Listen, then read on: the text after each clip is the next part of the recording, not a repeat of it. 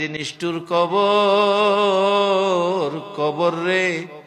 কত মানুষ জীবনে কত দেশে যায় আবার ফিরে আসে, কবর নামের দেশে যারা গেছে গো আর ফিরে আসে না। মাবুদ, কবে জানি আমাদের কার নামে কবরের ডাক পাঠাইয়া দাও, কবে জানি কার সন্তানেরা এতিম হইয়া যায়, কবে জানি রে ঘর থেকে বাহির করলে আর ঘরে নিবে না। ওই দিন আসার আগে তোমার ঘর, তোমার বন্ধুর ঘরের পক্ষ থেকে আয়োজিত মাহফিলে আমরা যারা হাত বাড়াইছি, আমাদের জানা অজানা সবগুলো গুনাহ তুমি মাফ করে দাও। আল্লাহ, আমরা গুনাহগার, গুনাহগার গো, আমরা গুনাহ করেছি, আমরা তো জানি না কেমনে তোমারে ডাকলে ক্ষমা দিবা।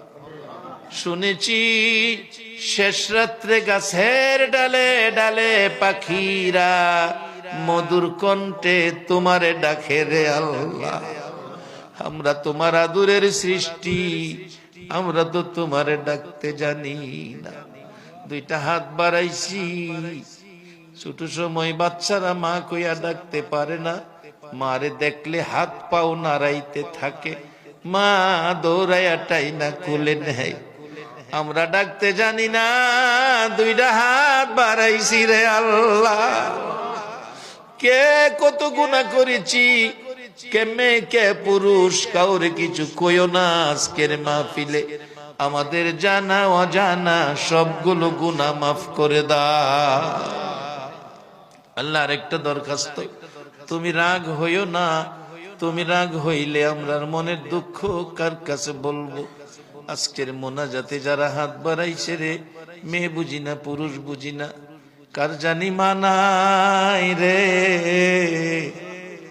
মা, মা গো মা, কে জানি মার অভাবী,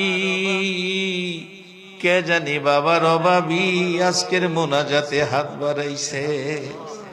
বাবা, বাবা গো, সন্তানের মায়ায় জীবনে কত কষ্ট করছো, কত বাবা সকালের খাবার রাত্রে খাইছে, খালি পায়ে ঈদগাই গেছে, সন্তানের জুতা পরাইয়া নিছে।